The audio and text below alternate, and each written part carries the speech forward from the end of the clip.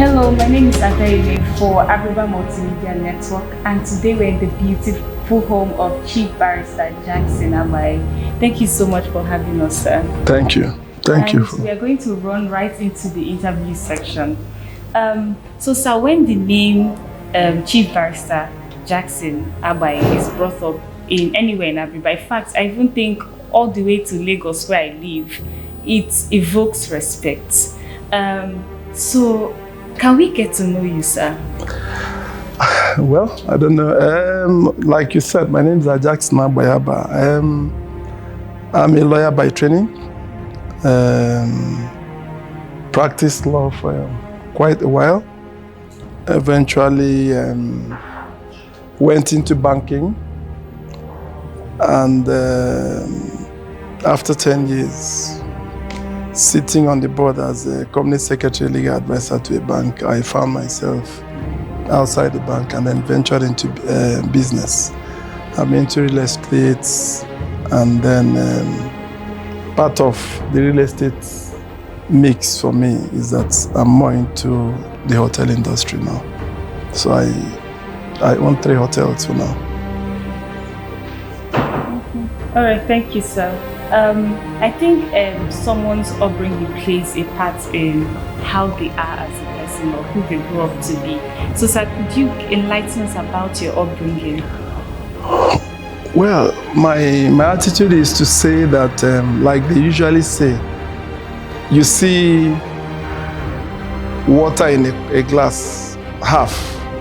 Somebody sees it as half filled, and the other person sees it as half empty. I grew up, I was born before the war, and suffered the vicissitudes of the war. And after the war, I found myself, my father was in Cameroon during the war, and then we found ourselves going back to Cameroon. I got exposed to a lot of luxury when we got to Cameroon in 1970. I was chauffeur-driven to school when I entered primary 1 in a 404, and in less than 6 months, my father had a Mercedes, and I was taken to school in a Mercedes. We were exposed to all kinds of shopping, going to malls, going to cinema, going to football matches, and then suddenly, by 1973, everything had collapsed. The house, the rent, the electricity bill in the house, it couldn't be paid. My father had issues with the government, and then he found himself back to Nigeria. And then in 1973, we all came back straight to Abiriba in a Gongoro. Gongoro is called the 911 vehicle. And if you remember that when we were going to Cameroon in 1970, we went from Cameroon in an aeroplane, and then coming back 3-4 years later, we came back in a 911 vehicle. So for me, it was traumatic. It was a very traumatic experience for a young boy, for a little child who had to trek 2-3 miles to go to school, who had no uniform. You had to use some very charitable neighbors who had sympathy for you, who gave you clothes that you had to wear.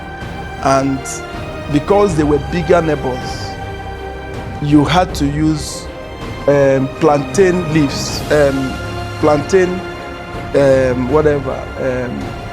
leaves or fronds to now use as belt to tie your shorts to go to school. And so it was traumatic. They had to send you out of school because your father couldn't pay school fees. Meanwhile, the first 3 years of your primary school, you never knew anything about school fees. You never knew how it was paid. So for a young man, and then on Saturdays, you had to follow your aunties to the farm. Somebody who has never been to farm, you had to go with the whole. So it was a traumatic thing for me. And so at that very young age, I was desperate to leave poverty. How do I escape from this kind of situation? So for an Abiriba person, by my primary 4 in a compound there in North Remember, I said, we started writing letters. Those letters were to write them to exporters abroad, to telling them to give us samples and to ship goods to us. We didn't know what it was. And so at that very young age, we couldn't have typewriters, so we're using biro to write. And when you write, they will reply you and then type. We used to have what we call publishing. You had companies abroad that published for representatives of manufacturers abroad. So we had to publish our names, and they sent letters to us, you know, demanding us whether we could be their representatives and all that. But because of our age, we didn't understand. We're more interested in what they call samples, because it was those samples that will help you to sell and then have money to buy clothes, buy shoes and all that. So by my primary 5, we went back to Abah, and then I continued to write those business letters. By my primary 6 in Santa Maria Abah, I had my first sample of a Polaroid camera called EE22 by Polaroid. They gave me a free Polaroid. And so when I entered secondary school in my first year, I was making money by being a cameraman, taking pictures, you know, during inter-house sports. You do. And then I continued to write those business letters throughout my secondary school. That was the only way I could augment my income. And then because at that time we had become quite poor, there were no provisions, there were nothing except just the school fees. So what you had to do was, if you needed to take tea, it meant you needed water, you needed sugar, and then bread. You know, and so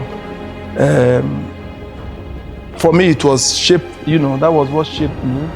And then I continued to write those letters in secondary school. When I went into university, I was determined to, you know, be a lawyer, because at a very young age people said, oh, you were argumentative, you were intelligent, you could be a lawyer and all that. And so I was lucky. I took JAM the same year I did my WAEC, and then I found myself in university to read law. And then throughout my university education, I did the same thing exactly, to be able to get extra money to survive, buy clothes, buy a few things. And because I had no experience, I was too young. At that time, there were foreign manufacturers who were willing to offer me to be their representative in Nigeria. That means they will ship goods to me, and then I will sell and then pay them back. But I didn't know what it was. They said DP. DP means document against payment. That means they will ship goods to you on credit. You understand? They will send the documents. When it gets in here, you can now pay them. But I didn't know what it was. They used to use the word CAD, cash against document. I didn't know what it was in secondary school. So I was more concerned with the samples that I needed to be able to sell and then make money. So, you know, by and large, that shaped me. And at a very young age, I knew that if I went to holidays in Cotonou, I needed to buy okrika, shoes, clothes. When I get back to school in secondary school, I needed to sell to make extra money, you know, to survive. So basically, I think that's what shaped who I am. So, how in your case, sell or your background, if not they motivate your success? Is that what we are coming out with? How? Well, like I said, it depends on how you see it. That same background that you say motivated my success could have meant that it would, you know, masturbate failure. You know, one thing that was critical for me was that because of my background, I was exposed to wealth. Then I saw the other extreme. So I was in a hurry to leave poverty, extreme poverty, and get back to the other side. But the problem was that, how do you do that? Do you understand? When your father had nothing, again, you had no foundation. So I knew very early in life that at least the only thing I could anchor and live on was to go to school. Do you understand? So I had to read, I had to study. I knew that if I went to school, even if I don't become rich, I would have a little to be able to feed myself and my family. So in the film, we case about the turning point. That point on this struggle, that struggle, we do this and that. And that effect about the turning point. Well, if you ask me, I have several turning points. Part of my history is that when I was in class 3, I developed asthma. And we came back in Abiriba that year in December, and my father said, I was told to go to stream, which I used to go to fetch water. Went there, and that year it was difficult for me to carry the buckets to climb that hill. And when I got back, I said I wasn't going to go back. And I was told in my house that I needed to go back. I said, no, you need to treat me. I needed to get medication. And they said they didn't have money. So I said, without money, I wasn't going to go to the stream again. And then it was agreed. My father said, if you don't go back, then your school ends. And maybe, I think I was a little bit stubborn. I refused to go. And so when they were going back that year, that December to Abba, they refused to take me back to Abba. And it was agreed that I went to talk to my mom, who was already separated from my father when I was 2. And my mom said, okay, spoke to my father's junior brother. And they agreed that I should go and become an apprentice to sell okrika in Cotonou. And I was in my, what you call DS3. And then suddenly we found ourselves in Umuahia. And in the night, I kept on thinking, so that's how I would now be somebody without a school cert, WAEC. And then all the people I competed in class with, all the people I was better, than, that would mean that they will have WAEC. So, very early in the morning, 4 a.m., the cough started and I left. I left the place midnight and I walked for a place they call Ekenobisi in Umuahia, and got to where they have tower and found my way to the railway station, and then pleaded with the ticket sellers in the train, because my school is at a place called Mbausi, which is the railway station. And then I found myself back in school without paying tickets. And I went to school and told them that I lost my money. I lost the money, and that they had sympathy and allowed me to be in school. So if you ask me, that's part of my turning point, because that decision that I took at that time to go back to school was instrumental to me becoming a lawyer. And whatever I am today, I still believe that it is part of my efforts. I became a lawyer and finished my NYSC in 1988 and went to Abiriba people in Abba to canvass for them to find pity in me and give me the opportunity to represent them as their lawyer. Luckily for me, one day, a very rich Abiriba man, who was young at that time, called Dikudensi, had issues with the customs, and then called me, looked for me in my father's place. He realized I wasn't there, came to my uncle's house, saw me, and then said I should meet him in his office. I met him the next day. He gave me the brief, and then luckily for me, I was able to deliver, I was able to rescue his servants and the truck drivers who were carrying some goods that were seized by customs under Decree 20 of 1988, which required that anybody who imported contraband items needed to go to prison for life. So I was able to save him, I was able to save his boys, I was able to save the truck drivers. And so by the time I came back to Abba from Port Harcourt, when I got those people out of prison, I became a hero as a young lawyer in Abba. And so I started having briefs. And then he found confidence in me. And some people had approached him at that time to come and establish a bank. And because of what I had done and the confidence he had in me, he started taking me to visit Lagos for the meetings to set up a bank called Citizens Bank. I was barely in my early 20s. And so I was able to incorporate Citizens Bank in 1989. And after that, he spoke to me and said he wanted me, that he was advised that the most critical position in a bank was that of the company secretary, legal advisor. So that's how he persuaded me to leave Abah and then come to Lagos. So I think that's part of the turning point in my life. Okay, sir. Thank you so much. Before we continue, let's go on a brief commercial break. Ladies and gentlemen, say hello to Bovibes Entertainment. Bovibes is an entertainment outfit that marries both music and movies production. Bovibes runs a music school. Oh yes. You think you've seen something? Nah, you ain't seen nothing yet. Gentlemen and ladies, I propose to you Bovibes Television. The dream is to give hope to the struggling artists on the street, flood the stations with domestic content, movies, music, lifestyle, fashion, culture, and of course, shows and events. So, what are you waiting for? Let's invest and create superstars of our very own.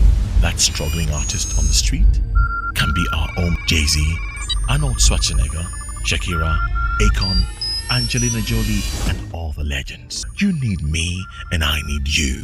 There are two types of successful people all over the world. The ones who create the business future and the ones who join along the line. Partner with Bovibes today. Thank you for staying with us. We are back and we still have a lot to unveil to you concerning our able barrister Jackson Agbai. My colleague will take that session. All right, thank you so much, sir. Once again, it's been a really eye-opening session. So as I ask this question, I'm also going to incorporate something you said from the previous messages. So you mentioned that you were getting briefs for you to become the representative, but because you didn't understand what that was, you were after the samples, which to present day that was a small fry in comparison to what they were offering. So do you think that if you had actually known what that is, do you think that your life would have taken a different shape? And were there times throughout all this process that you felt like giving up on this journey? Well, I don't know how to answer the first part of that question, because if I knew what it was, and the small boy in his secondary school had a container of goods, what it meant would have been that I would have left school. I would have had money at that point. But did I know what that money was? I had no skills, I have no knowledge, Do you understand? So if you ask me, it is possible that would have ruined me at that time. Because yes, I would have money, a lot of money. I would buy a car, maybe I would build a house. But I had no knowledge about life. If I had that at the age of 14 or 15 or 16 or 17, you understand? So it's possible that it's part of the divine order, of things. What's the next one? Do you think that all the things that happen in your life, did you ever at some point feel like giving up on the pursuit? Well, I'm not sure. I'm not sure I ever considered giving up. I knew that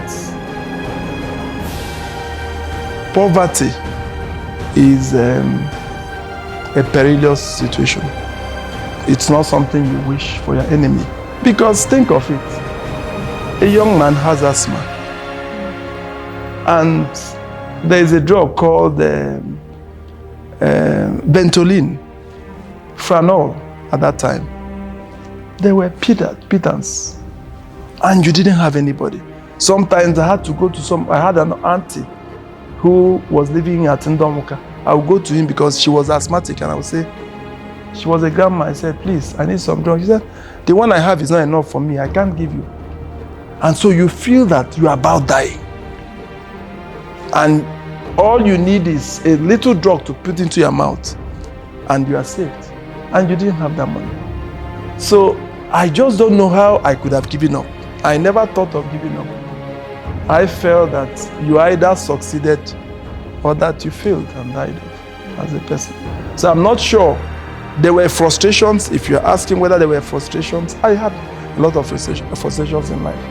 There were times that everywhere looked so gloomy.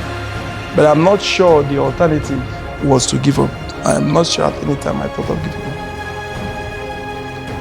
Wonderful. Okay, Abiriba, so let me bring you up. You know, man, all the time now, you've said so many things, and in the course of it, I have for if we are obstacles you overcome, you mentioned them. So immediately, because this publication, almost so many people know that from and young people when they design it. So can you tell us those limitations and also immediately overcome? Well, for me, the first limitation was that you must live above what is hype, what is fashion. Growing up, what was fashion was to go and become an apprentice and do business.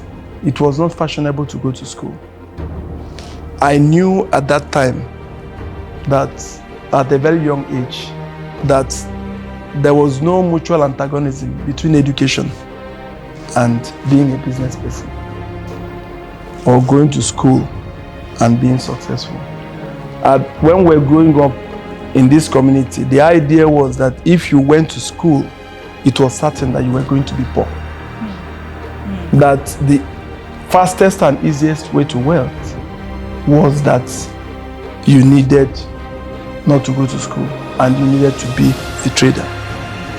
I knew at that very young age that I needed to go to school and that there was no incongruity between going to school and being a successful business person.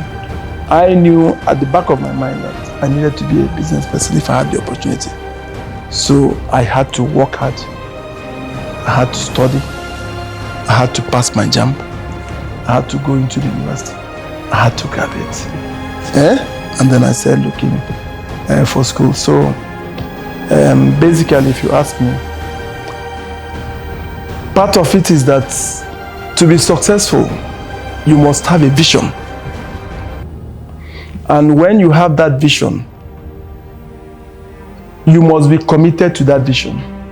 There are drawbacks, setbacks from time to time. But you must tell yourself that I need to attain these objectives. Sometimes these are not things that are within your control.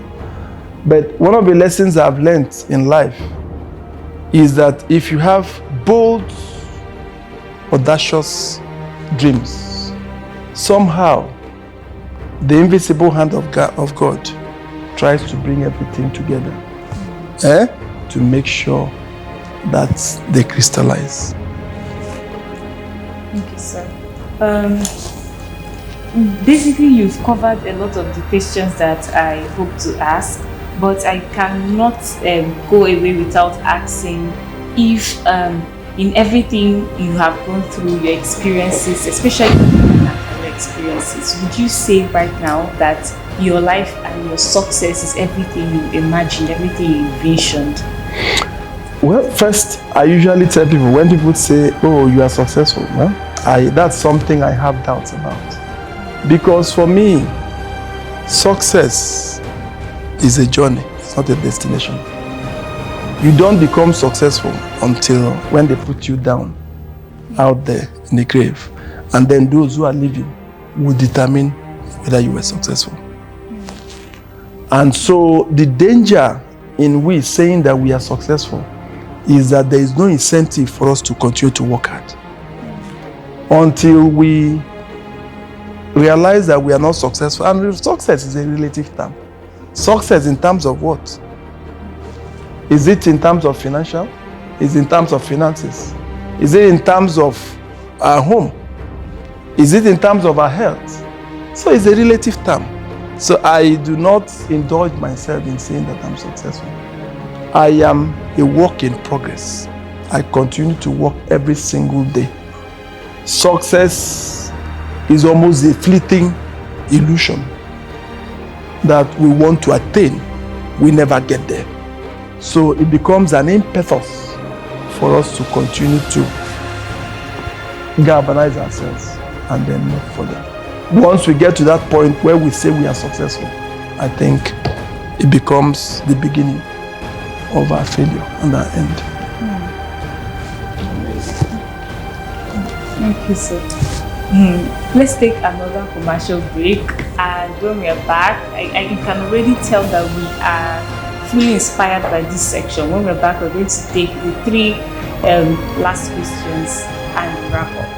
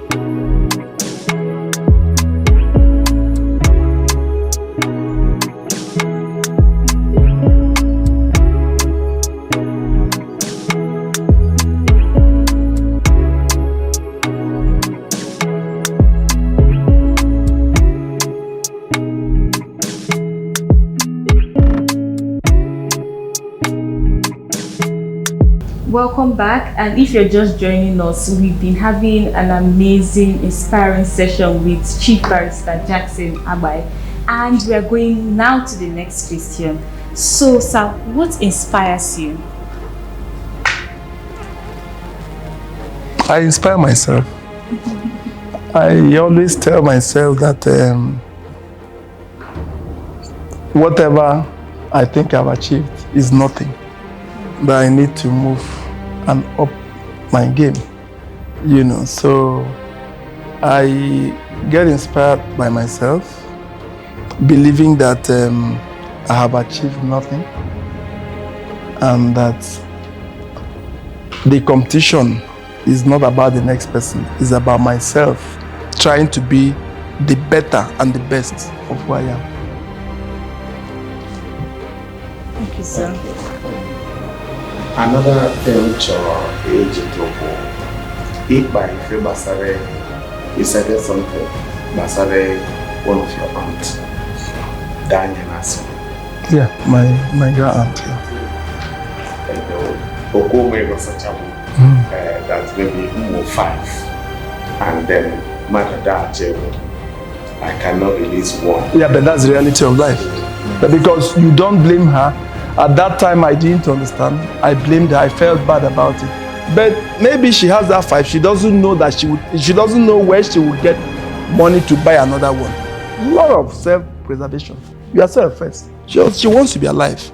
If she gives you that one, and tomorrow she has no way of getting another job, what happens to her?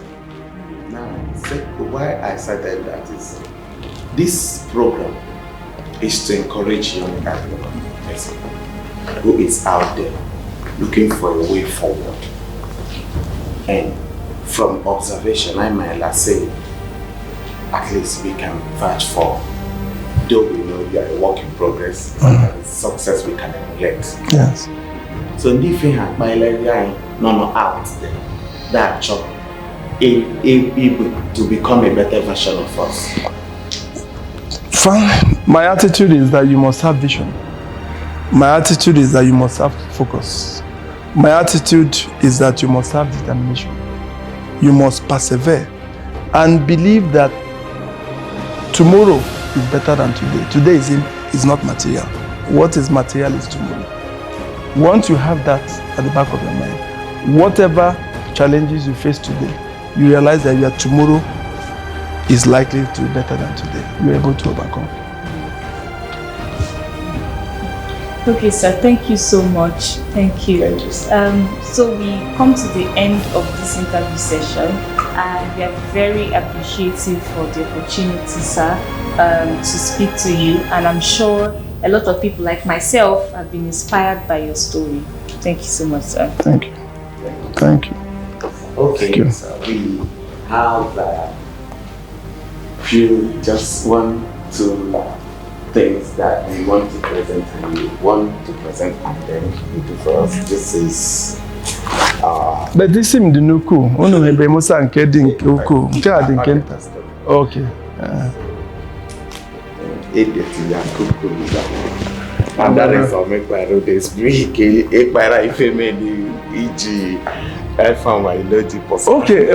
I think I shared the story yesterday. When they said in 2014 they were going to make us chiefs, I declined. And the reason was that I felt that if I took it, it meant that all my struggles, all the efforts I made in the community was because I wanted something. And we must not do something to get something. And well, somehow, last minute, Chief Jackson they convinced me where I needed to accept it. And I accepted it. They now asked and said, which is what is customary, what is your chieftaincy name? I said, I have none, because I never thought about it. I never aspired to be a chief. So I had no name. I had none I could think of. And so they now said, okay, if you don't have any, that day the Abiriba community will give you one. And so that day I came. There is an insect that illuminates, brings lights. That's what most people who go to farm use to find their way. It will just be illuminating. So Kukunda is an illuminator. You understand? It is a star that illuminates, the pathfinder that shows the way.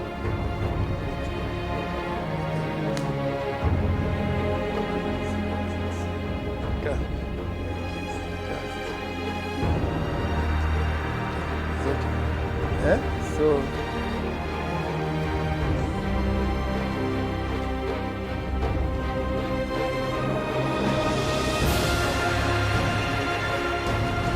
this is the Toku again.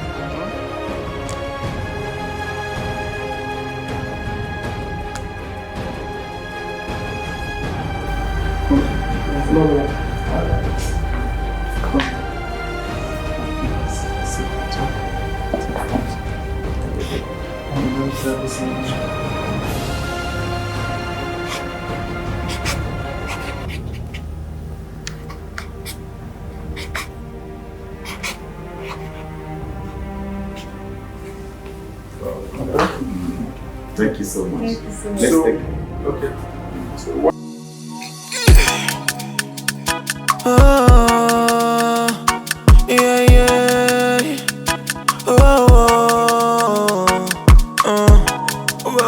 I Abiriba Emirax oh no